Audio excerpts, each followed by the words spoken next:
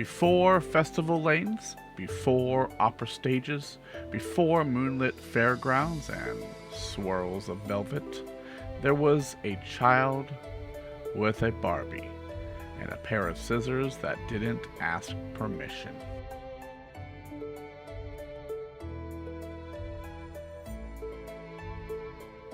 At just 4 years old, Lelia Chamberlain turned drapes into a dress. It wasn't perfect, it wasn't safe, but it was hers. A spark lit, not for fashion, but for control, for identity, for voice. I actually do remember doing that dress. The mind works in really weird ways. And my mom's drapes were down below the window, and I figured she'd never miss it, so I took a pair of scissors and I chopped them off, and I did a dirndl-style little dress for Barbie, because Mom did things that she was very good at doing, and that is buying something and not all the parts. So I had a Barbie doll with no clothes, so we had to render that, and I chose to do it my way. Her grandmother saw the flicker and fanned it. A designer for Dan River Mills, she sent packages of thread and imagination. No praise, no lectures, just quiet votes of confidence with every fabric bundle. She learned on an old knee-controlled machine. Tiptoes, trembling fingers, not a child's toy, but a tool of transformation. By 12 years old, she wasn't just learning on that machine, she was earning with it. Every hem, every alteration, every single commission became part of the way she supported herself. By 7th grade, she made her own outfits, bold, electric statements. Each hallway stair became a silent battleground. The red courage-inspired cape was her banner, rebellion in thread. At 16, she began formal voice training with John and Helga Bullock, paid for entirely by her sewing money. Her parents didn't cover it. They didn't even encourage it.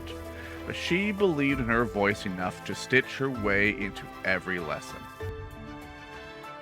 She acted too, just 3 points shy of the thespian honors. A fact she didn't even know until the day they handed her the graduation gown. The whispers, they became stitches. Every insult threaded into armor. She didn't flinch. She stitched harder. Sewing and singing was already hand in glove, two crafts rising together. Every dollar she made at the machine moved her one step closer to the conservatory that would come next. From Barbie drapes to hallway runways, she wasn't just stitching dresses, she was threading identity, one seam at a time. And the girl behind the needle was no longer hiding. She was just getting started.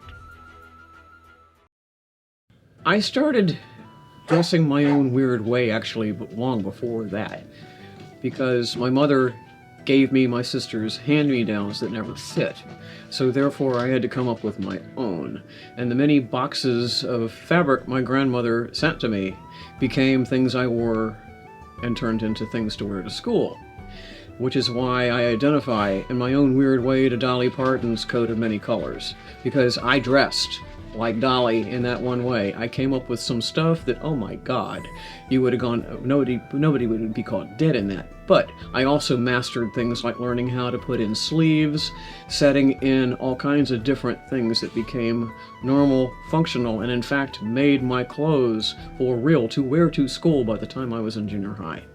And I never wore stuff that my mother went and picked out at what was Macy's, or at that time it was Heck Company, the May Company, long ago, far away, showing my age. But I wore my own stuff. Yes, I got made fun of because I was different, but different to me was cool.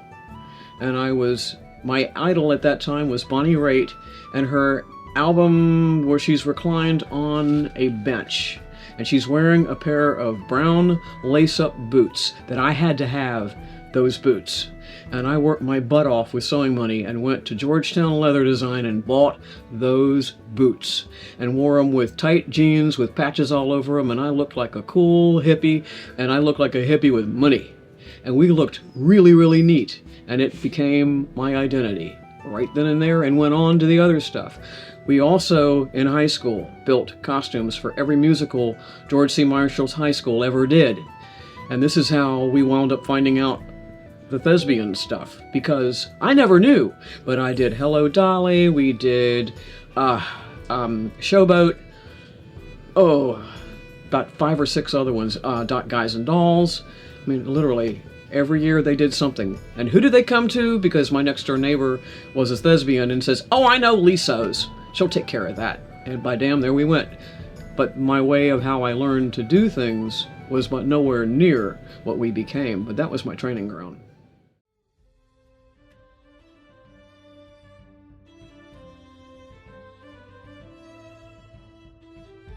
When Lelia Chamberlain stepped onto the open stage, her childhood defiance transformed into grand artistry. Her garments no longer simply clothed, they embodied entire worlds. Every stitch became song, every seam, a phrase, and an aria of silk and flame. What began as a childhood spark had become a disciplined craft, strong enough to open the doors of a world she once only imagined. My first year of college was actually at Virginia Commonwealth University, not the conservatory, but I was a music major at VCU. And I wanted better, for lack of putting it in a better way. And I did, at that time, what was my research, and I got accepted anywhere I wanted. However, I noticed that BCM had a better voice curriculum and had better faculty. So I said, that's where I want to go, and by damn, we got there. And my major draw was John Moriarty, because he was All That in a Bag of Chips with Wolf Trap Opera and several other different things. The man wrote the book on diction, which they still use in every major school to this day. John used to ridicule me because I kept re-auditioning with the same piece of music because I was busy sewing and wasn't learning more stuff. But I still made my grades and I still did what I needed to get done. The other thing is, when I was at school, I made recital gowns and recital attire for everybody who was in my class or in my school. And I also worked on several different productions that were done by the musical theater people. So I still, got it done. Before Casta Diva had a name, before the fair booths, before corsets and coats, there was Joseph Citarella, head of wardrobe at the New York City Opera, director of period costume at the Fashion Institute of Technology, a mentor whose influence did not simply guide her, it reshaped her. During her conservatory years, Lelia also studied under Blair McCloskey, a respected vocal instructor and former speech therapist to the President John F. Kennedy. Their connection ran deeper than technique. Lelia had met Kennedy as a child through her mother's work, and McCloskey immediately recognized the discipline and curiosity that defined her. His technical approach to breadth, clarity, and resonance became a foundation she carried into both her singing and her design work. But it was Joseph Citarella who ignited the fire behind the stitch.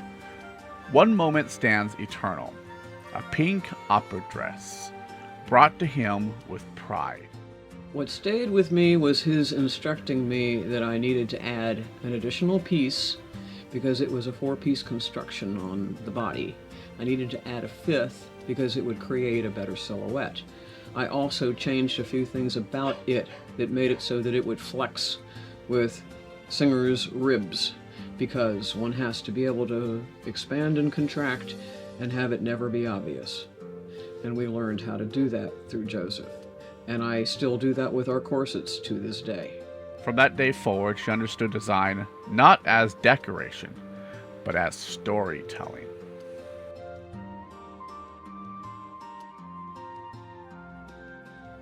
In Anna Bolena, her mastery of silhouette captured a queen's rise and fall without a single spoken word. The velvets, sourced from immigrant-run textile shops in Northern Virginia, carried stories of resilience woven into illusions of royalty and ruin. Why was Anna Bolena such a defining production for you? Somebody took a chance on me. And someone in such a high, prominent position took a chance on me. I could not let them down. I had to absolutely give it everything I had, and we did. And Joseph and I went fabric shopping. He came to Northern Virginia to go with me and accompanied me to all the different little places and was absolutely hand in hand with everything we did. But he took a chance on me, and I could not let him down. In Otella, she explored the razor-thin line between structure and collapse. Each uniform promised control, yet every thread hinted at an emotional unraveling beneath the surface.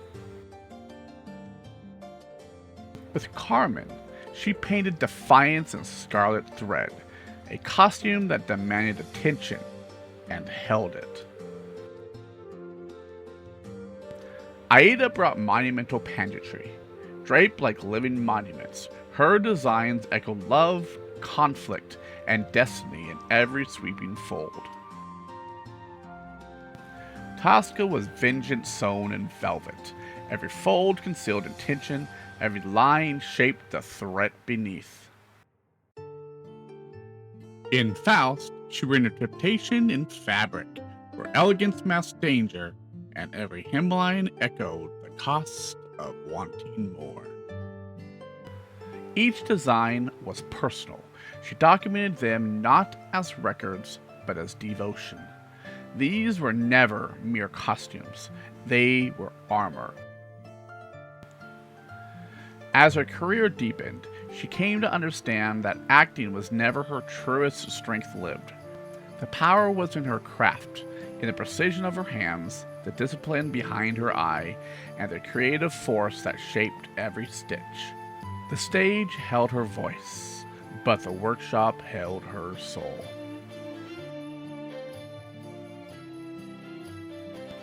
These were only glimpses, each opera a new summit, each design a quiet rebellion against gravity. And through fabric and firelight, she became a storyteller beyond words, one who believed deeply in the craft and in the tools that shaped it. I didn't order stuff from a big box outfit and stick my name on someone else's work. It was mine. I paid my dues. I still pay my dues. Anybody worth their salt will pay their dues till they're over the Rainbow Bridge. That's how it is. And if you don't realize that, then it's on you. But I've absolutely known that from the time I was that kid, walking through the walls of 8 the Fenway at the conservatory. When I did all the other different things, I wanted to do stuff. The stuff was important to me because I always had a thing of curiosity, and somebody is always better at it than you are. And I had singers who were senior to me that I would go and hear their practice in the halls and go, damn, I want to do that. And my probably crowning moment where I realized I had to make a choice. I got tickets to major opera singer concerts. I met Marilyn Horne, I met Joan Sullivan, I met those who were my absolute idols. And I realized the chickens were coming home to roost. I wanted desperately to be Marilyn Horne, but it wasn't happening. And I had to make a choice. But if, you got it or you don't. And it's one of those things that these never let me down. So here we are. And I made that choice, and I don't regret it for one second. It was Beverly Sills who first called her the Casta Diva Lady, a name pulled from the iconic aria in Norma. The nickname lingered, and when the time came to name her own work, The choice was effortless. Casta Diva, a name that carried history, reverence, and myth. Opera taught her how to turn music into movement, but the next act would be hers alone, a stage with no script, and an audience waiting in the lanes.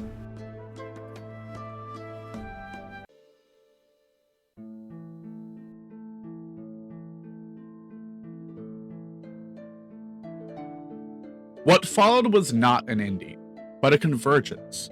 Casta Diva did not leave opera behind in a single moment, nor did opera ever truly leave Casta Diva.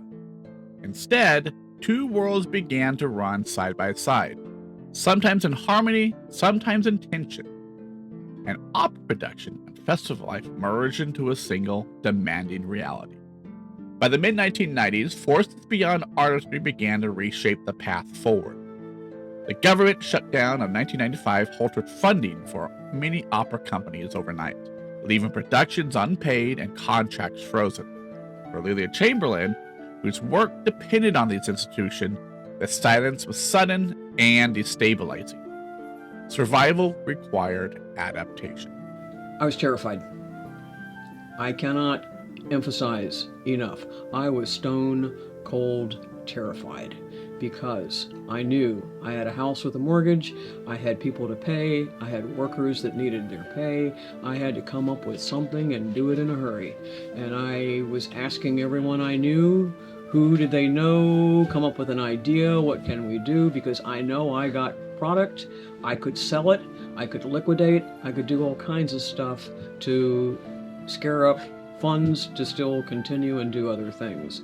And along comes Suzanne, one of my sewers, who says, I belong to the SCA. I have people for you.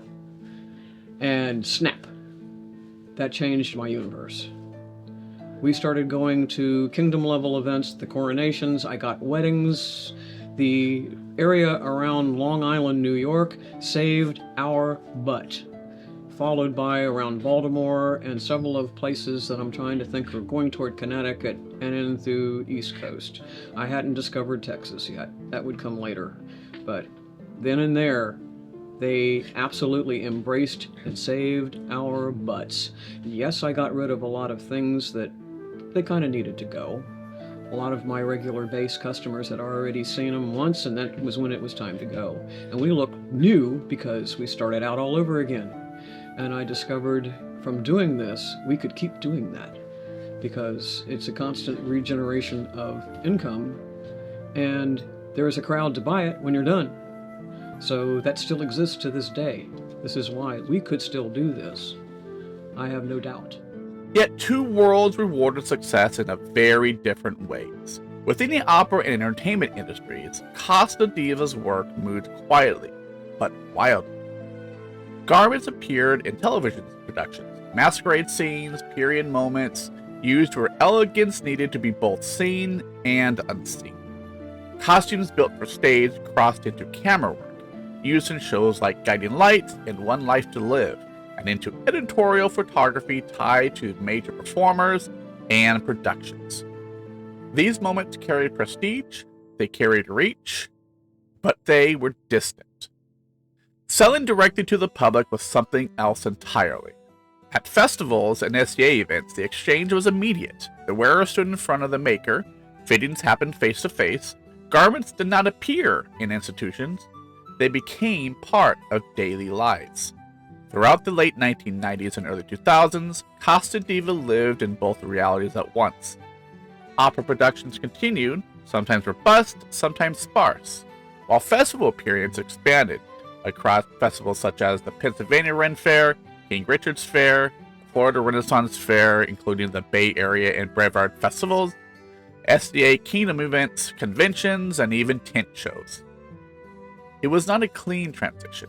It was a logistical chaos. We never missed a due date. In our entire history, we never missed a due date. Never. We got our stuff there in plenty of time for rehearsals. A lot of times I was even present for pack-in and whatever. And I met most of my singers who showed up at fair in later years. And I think I've told you the funny story of the gentleman in Don Giovanni, Thomas Woodman, who came to see me at New York and then bought a corset for his wife. So we've had customers who were singers who have patronized our stores. So that's really cool. And I know a couple of his pictures are in Stitch to Stage. So it's one of those, if he sees this, hi Tom, I remember you. Holding the balance together was a crucial figure behind the scenes. Rayanne Miller, known to many as Randy, had been Lelia's assistant since the mid-1980s. She was her collaborator and operational anchor. To much of the opera world, she was the voice on the phone, often the first point of contact, carrying the weight of scheduling, communication, and continuity. In 1997, Rayanne was diagnosed with ovarian cancer.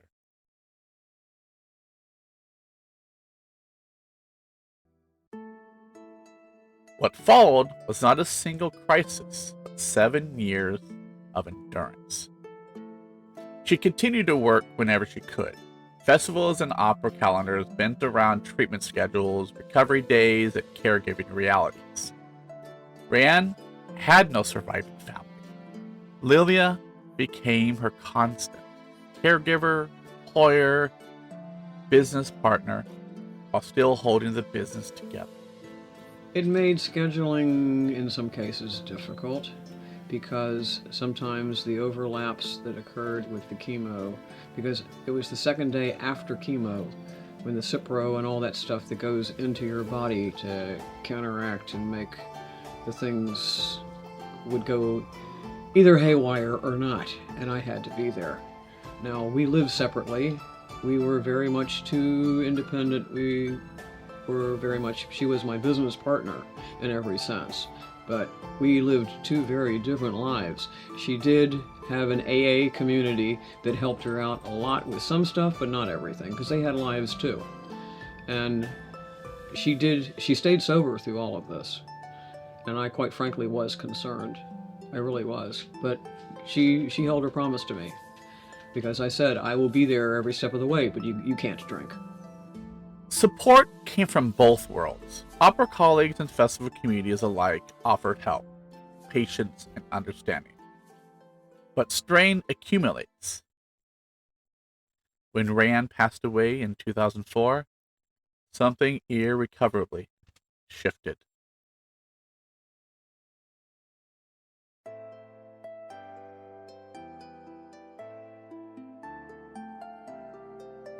Grieving is hard. I'm one of those, when I lost my dad to cancer, I went and built Rigoletto because I put my grieving into the next thing because it's how I chose to cope. And I've done that all of my life, and that's how I deal with stuff. And eventually it will come back and get you. The weight of trying to find anyone to take her place was crippling to me. I didn't know what to do, but I knew we had a place to go, being the fair and so on and so forth. So I had to embrace who embraced us.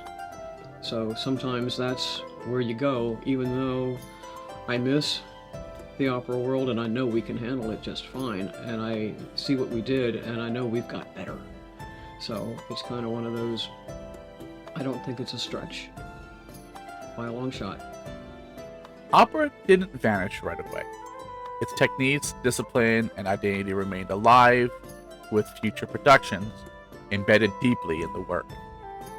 On the festival lanes, the legacy took a different form. Corsets became anchors of confidence, built with opera-era precision. Skirts and dresses carried movement and dye shaped through years of direct engagement. Legacy doublets that once appeared in her opera productions, including the Tudor-style skirted doublets, appeared as artifacts. Once they were sold, she's never remade them. What remained became archive. What emerged instead was a living craft, shaped by trusts, fittings, and return patrons.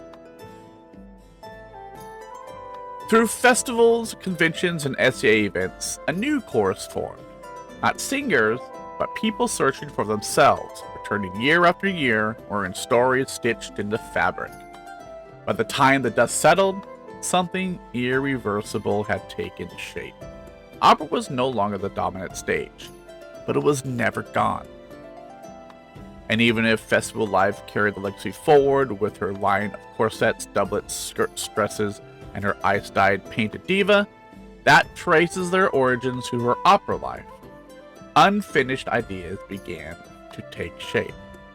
Old techniques resurfaced in new context. Dormant visions stirred. And a sense that something else was waiting, gathering quietly on the horizon.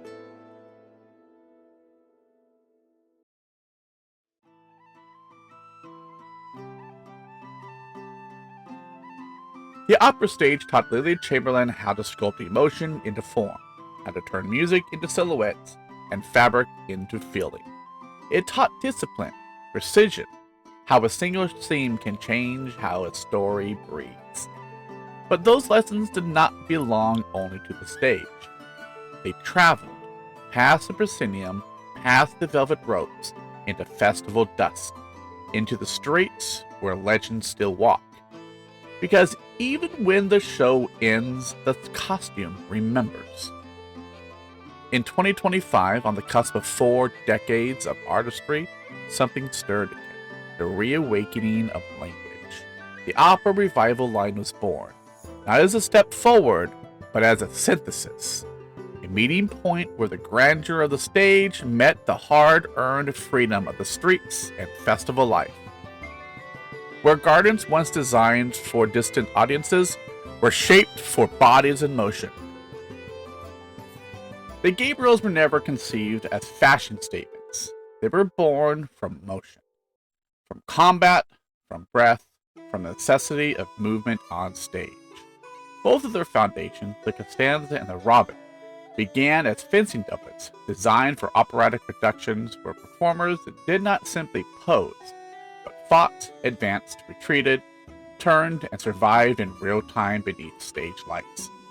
These were garments built for bodies in action.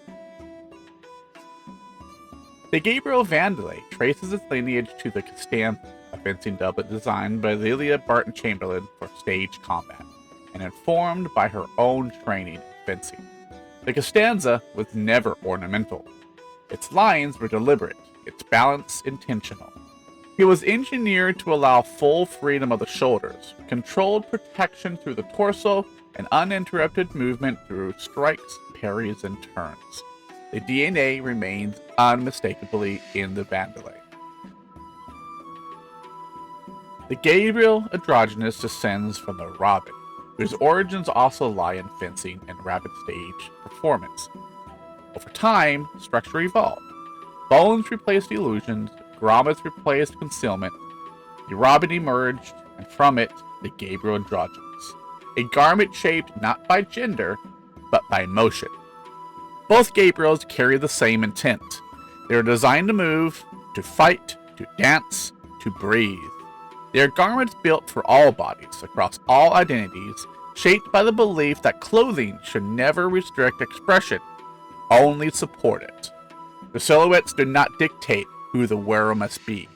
They make space for who the wearer already is. I wanted something that I had the confidence, I knew it was going to work, regardless of what we did, and making a change on it means it's like coming up with a new edition of a Silverado truck. We came up with a new cool thing, and it became a must-have to our devoted followers, and they were flattering. The thing that sells it was a thing that I learned from watching stage combat. The other thing is, I didn't mention any of this, at the conservatory, I learned how to fence. And our doublet, our Robin and our Costanza are in fact real, genuine, to this day, fencing doublets. You can, that's the reason we do all of our stuff on our videos with sword fighting. That's because that's our roots. I did that in school. way the hell back long before Casta Diva was ever born. They are fencing doublets, and I had my SCA people go through, and they're all looking for a reason to find a fault with what you do so they can buy it for me for $1. And that didn't happen because mine were real. And it was kind of cool. Some shapes never truly disappear. The captain's coats, once familiar on the opera stage, return here not as costume, but as presence. Authority without armor, drama without excess. They carry memory in their seams and confidence in their cut. Reintroduced not because they were gone, but because the world was ready to see them differently. It changed my world because I saw the real stuff. We then progressed to the fact that as a kid, my dad took us every summer to Williamsburg. Dad specialized in building custom houses. So you go to Williamsburg, what are you doing? You're looking at people running around wearing the buckle shoes and the whole bit. Up close and personal, when you go eat, Brunswick stew at this or that or the other place, who serves you? Somebody wearing one of those coats, but not quite as fancy. But you get to see the real stuff, the old stuff, and you're looking at it and how did they do that? And it's the reason for why my coats have the pleat in the back that is a functioning, it opens. Your sword goes out the back and they move. And when you twirl, we watch combat on stage, they move. They absolutely, you can do anything, you can do jumping jacks, you can do backflips, you can do whatever you want to do. It is absolutely free movement. And that's our secret to our success. And then, something new stepped forward. The Spell Weaver, born from myth, shaped by elegance, and touched with the faintest whisper of arcane. It floats like memory, moves like incantation. It's evolved from going to things like Dragon Con and, again, watching people who portray different things. It's not so much an opera thing as it is, I see the next direction of where this particular kind of business can go. And it could be used in a movie format, because you too can work and move in that as well. It's got every bit of the qualities, but unless somebody changes a format, opera speaking, because there is so much tradition in opera, and I personally think it's a more forward-thinking piece. I mean, I can think of a million ways for how it can become Cruella de Vil. We've had all kinds of different people thrown as suggestions. The thing that is holding it back is the price, because it takes lots of time to do with the split colors in the skirt, but it's the split colors in the skirt that give it the definition, and it is in fact built on a fully boned bodice. I mean, a fully boned corset, not a bodice, but a fully boned corset. And it's built on a Gracie, which is already in our website.